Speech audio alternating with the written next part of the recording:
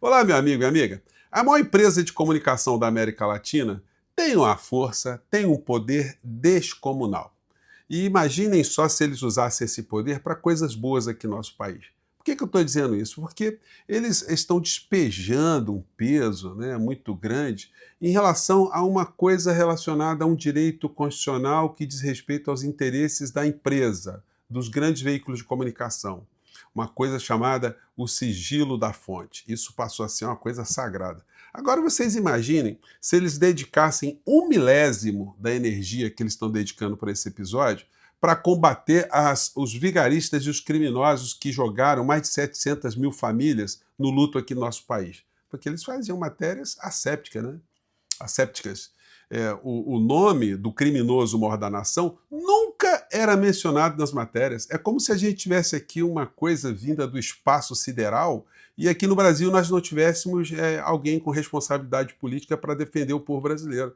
Então, uma coisa, todo dia apresentando os mortos, fazendo editoriais a cada 100 mil pessoas que morriam, mostrando ali para a torcida, né, para os espectadores, telespectadores, que eles estavam percebendo o que estava acontecendo, mas daí para diante nunca fizeram absolutamente nada para a responsabilização desses criminosos. Estão aí, ainda não foram responsabilizados. Imaginem se a gente tivesse debates todos os dias, ao invés de proteger o sigilo da fonte, da gente tivesse debates e fossem mostrados todos os dias as pessoas que estavam infringindo o direito à vida, o direito à saúde, a nossa democracia. A gente estaria numa condição muito melhor, né? Por que eu estou dizendo isso? Porque nós já fizemos 2 encontros aqui comentando a nova personagem do mundo jurídico, a senhora Malu Gaspar, que deu aula de direito constitucional, atacou o ministro Dino, atacou o ministro Alexandre de Moraes, e chegando inclusive a publicar um texto hoje dizendo que o ministro Alexandre de Moraes ele ameaça a democracia. Né? Então, quer dizer, o ministro Alexandre de Moraes é uma grande ameaça à nossa democracia. Quem é a garantia da nossa democracia é a turma do Bolsonaro, né, a senhora Malu Gaspar, né, e pessoas que estão no seu entorno. Então, a gente está vendo agora, nessa tarde, que esse poder se fez presente, porque o ministro Edson Fachin, que poderia até, lá em Minas, ganharia o apelido de Edson Fraquim, porque cedeu, né, essas pressões e, ao que tudo indica, irá pautar essa questão para o plenário do Supremo Tribunal Federal. Eu não acho de todo ruim isso não, porque isso vai fazer com que as coisas não estão sendo ditas, inclusive principalmente pelo ministro Flávio Dino, pelas redes sociais, que ele possa usar ali o espaço para dizer exatamente qual é o limite da liberdade de imprensa, qual é o limite da garantia do sigilo da fonte e qual é o limite dos outros direitos, ou quais são os direitos que ficam prevalentes nisso, se a nossa vida privada, a nossa intimidade, a nossa honra não valem nada, se elas podem ser atacadas por qualquer outro tipo de dispositivo. Né? Então é o que aconteceu hoje. O senhor Edson Fachin, ministro da Suprema Corte, defende sigilo da fonte jornalística, indica que decisão de Moraes para investigar jornalista deve ser levada ao plenário do STF. Mas bem, vamos ver. Eu quero ver o que os ministros dirão em relação a isso. A gente vai ver quem é quem. E aí, gente, do mesmo jeito que eles falam que proteger o sigilo da fonte é um negócio sagrado, enfim, eu quero ver quando a gente tiver fonte bandida, fonte criminosa, praticando todo tipo de barbaridade para expor alguém, como reagirá ou como reagirão esses alguém se forem pessoas dessas organizações, né, dos meios de comunicação, pessoas aí, enfim, jornalistas, enfim, alguma coisa assim, né? Mas bem, é o que irá acontecer, vamos acompanhar, porque vamos ter muitas coisas importantes sobre isso aí. Mas eu continuo dizendo aqui para vocês, né? Aquilo que o bom direito diz, não existe direito constitucional absoluto. Todos os direitos eles devem ser ponderados quando eles são confrontados com outros direitos. E vocês verão certamente o ministro Flávio Dino falar exatamente isso que eu estou falando para vocês quando essa discussão for colocada no plenário da Suprema Corte. Eu acho que, inclusive, essa gente aí que está fazendo tanto ataque ao ministro Dino e o Alexandre de Moraes, essa gente vai quebrar a cara, vão ter surpresas muito desagradáveis nesse quesito. Né? Bom, daí a gente vem aqui para as outras coisas do mundo da política.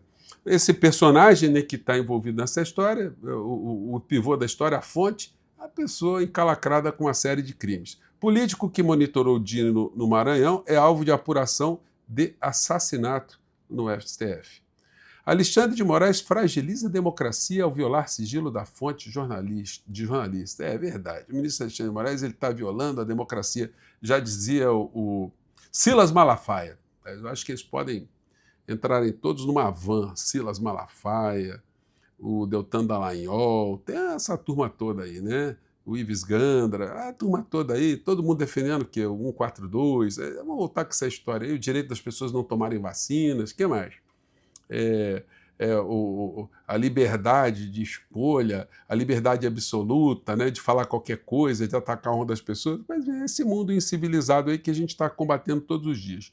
O Flávio Bolsonaro, na campanha dele, ainda não apresentou programa nenhum, até porque se apresentar, vai apresentar o quê? Páginas vazias, né? Não tem o que apresentar.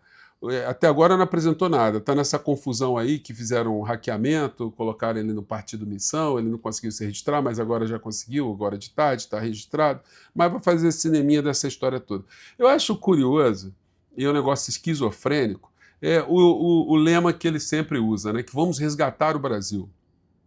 Mas resgatar o Brasil da onde? Resgatar de um patamar mais alto para jogar para o esgoto, jogar para o abismo? Só se foi isso, né? É o resgate às avestas, né? É o resgate para o mundo cão, o resgate para as trevas. Então está usando esse jargão que eu não sei se eles vão resistir muito com essa história não, porque muita gente fala assim, pô, resgatar o Brasil para onde, né?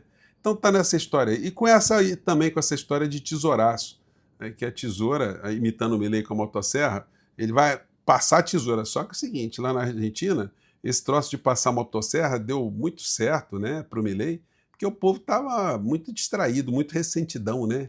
Mas aqui no Brasil a gente vai avisar o que significa passar tesoura. É passar tesoura em pobre, passar tesoura em preto, passar tesoura em favelado, passar tesoura em mulher, em gay, em índio, em aposentado. É nessa gente que o Flávio Bolsonaro e a turma dele tem passado a tesoura, né? No Brasil e fora do nosso país. Colocar o Paulo Guedes de ministro de Direitos Humanos, é isso que é passar o tesouraço? Enfim. Então tá com essa milonga aí, né? Já mostrei para vocês, está andando com... olha, se bobear vai tirar essa tesourinha, eles vão avaliar logo que sair uma furada. Flávio Bolsonaro apareceu com a tesoura verde e amarela como broche na lapela no anúncio de seu vice-deputado Alfredo Gaspar, que também está meio enrolado também, né? E aí vamos para o Lula. Em corrida ao Planalto, Lula eleva tom contra emendas no Congresso e Flávio intensifica críticas ao STF. Isso aí parece notícia repetida, né? O Lula tem coisas muito positivas para defender e nós já estamos defendendo também nas nossas plataformas. Aliás, na segunda-feira, quero te convidar, você que não conhecia o nosso canal aqui, segunda-feira nós teremos uma cerimônia, um ato muito legal na Associação Brasileira de Imprensa, na Rua Araújo, Porto Alegre, número 71, Rio de Janeiro, que nós vamos fazer um debate político muito legal, com muitas pessoas ali do mundo político também, e vamos sair com estratégias para enfrentar esse mundo cão todo, tá? Será o lançamento desse que vos fala aqui, a deputado federal. Então você está convidado desde já, né? Antes que eu me esqueça também, né? Então, enfim. E aí o presidente Lula está querendo que seja pautada o fim da jornada 6x1, mas olha só, gente, essa pode acabar sendo uma bandeira muito importante para ser defendida na campanha eleitoral e ela pode, de repente, ajudar a fazer diferença. Porque essa é uma pauta real que atinge, inclusive, muitos trabalhadores que acabam votando na direita, né? Quando se acenar para esse trabalhador, olha, trabalhador, você, somente com o governo do presidente Lula, é que vai poder garantir que essa proposta avance. Porque se entrar o Flávio Bolsonaro, esse troço vai recuar. Esse troço vai para o lixo. E você vai continuar a trabalhar 6 dias por semana. Isso tem que ser colocado com todas as letras, gente. Porque o Flávio Bolsonaro, ele de fato ele não defende o fim da jornada 6x1. Então essa bandeira para a gente martelar em cima. Aliás, um debate do Tarcísio do Haddad com o Tarcísio, o Haddad tinha que ter jogado essa questão também, que ele é um governador que defende, ou será um governador que vai defender uma justiça social melhor, o fim da jornada 6x1 no estado de São Paulo, enfim, pode entrar com essa também, né? Enfim, que é uma bandeira de todos nós. Então a matéria aqui do Estadão. Lula pede ao Alcolumbre que faça o possível e impossível para votar fim da escala 6x1. Mas se não votar, se o Alcolumbre não votar, o presidente Lula tem que levantar essa questão. Votem em senadores que defendem o fim da jornada 6x1. Votem nos deputados que defendem o fim da jornada 6x1. Votem nos parlamentares que defendem o fim do orçamento secreto, as emendas parlamentares. Porque essa que tem que ser uma questão de fundo aqui no nosso país, né? E eu acho que a gente tem condição de ter bons resultados nessa história aí. Equipe de Lula vê plano de Marco Rubio para impedir reeleição após vídeo dos Estados Unidos sobre domínio das Américas. Gente, tá dando uma celeuma danada. Hoje tem uma matéria falando, não deu para resgatar aqui com vocês, de militares brasileiros que vão fazer curso nos Estados Unidos. Seriam 59 militares. Olha, o ministro da Defesa já liminarmente deveria vetar essa história aí, tá? Mas vamos ver o que vai acontecer. Eu acho que não dá para a gente ficar alimentando muita teoria conspiratória, mas que, de fato, existe uma ação concreta dos Estados Unidos para interferir nas nossas eleições. Isso aí todo mundo está percebendo, né? E isso não é novidade para ninguém, porque eles sempre fizeram isso, mas fizeram isso sempre de forma escamoteada. Agora está coisa direta, está escancarada, né? Então, enfim, isso vai ajudar a gente a defender melhor o nosso país, né? Trump assina a ordem que altera a recomendação de vacina para crianças. Então, isso aí está reverberando bastante. E aqui no Brasil, o Estadão de São Paulo fez isso aqui, ó. A razão, felizmente, prevalece. Por quê? Porque está vindo essa onda de novo, gente. Essa gente assassina. De novo está vindo isso. A razão, felizmente, prevalece. Eduardo Bolsonaro ressuscita a ofensiva anti-vacina, mas alta procura por imunizante contra o sarampo em São Paulo prova que a população não dá bola para irresponsáveis como ele. Olha, não é bem assim não, tá, Estadão? Se bem que os números estão muito positivos, as pessoas foram buscar suas vacinas. Em dado momento, eu destaco o seguinte no editorial deles. Eduardo não chafurda sozinho no esgoto da desinformação. Dias antes, o deputado federal Nicolas Ferreira, do PL de Minas, também publicou um vídeo distorcendo completamente a audiência do imunologista Anthony Fauci no Senado dos Estados Unidos, tratando perguntas de senadores hostis a Fauci como veredito científico e o silêncio do depoente como confissão. Nicolas regurgitou a suposta eficácia da cloroquina e da ivermectina contra a Covid, sepultada por ensaios clínicos robustos, e insinuou que um problema de saúde que acometeu o próprio Fauci, meses após a vacinação, seria efeito colateral oculto. É muito calhorda, né, gente, esse Nicolas Ferreira, né? Me desculpem aqui, a gente tem que falar, né? Quem sabe vocês vão me dar a oportunidade de falar isso na cara dessa criatura aí, né? Se nós estivermos lá, vocês podem me cobrar, gente. Esse tipo de insanidade não vai passar assim. Vossa Excelência está faltando com a verdade. Não tem que dizer o que essa pessoa é, porque alguém que está ameaçando a nossa saúde de novo, com esse tipo de situação, a pessoa não pode ser tratada com luvinha de flanela, não, né? Bom, o parlamentar mineiro, é evidente, não apresentou uma nesga de evidência que sustentasse suas acusações. Nem precisava. A intenção desses irresponsáveis não é provar alguma coisa, mas sim de disseminar a dúvida, base psicológica para teorias da conspiração que excitam as mentes bolsonaristas. E eles ganham muita grana, né? Olha, está todo mundo querendo saber como é que vai ser a declaração de bens do Flávio Bolsonaro. Ele declarou em 2018, nas eleições de 2018, que ele tinha um patrimônio de R$ 1.600.000. Só a mansão que ele comprou em Brasília vale mais de 6 milhões, né? Então vamos ver como é que vai ser a declaração da criatura, porque o senhor Nicolas, por exemplo, ele multiplicou o patrimônio dele, né, de uma forma avassaladora, né? Só para finalizar, muitas pessoas pediram, vou passar aqui de novo o doutor Caseiro falando sobre essa gente insana aí. Vamos lá. Eles voltaram contra a história da vacina, da cloroquina, da ivermectina. Não é possível, meu Deus do céu. Eu passei a minha vida estudando, 37 anos, eu só faço isso. Sou um professor doutor, tenho pós-doutor, só estudei isso. Aí vem nada, Nicolas Ferreira, vem um... Eu não vou qualificar ninguém aqui para falar que as vacinas não funcionam, que o Bolsonaro estava certo, que máscara não funciona, que hidroxicloroquina funciona. Pelo amor de Deus, eu imploro, vocês não servem para nada, isso nós sabemos, vocês bebem detergente, vocês rezam para pneu, tá tudo bem, continuem nessa.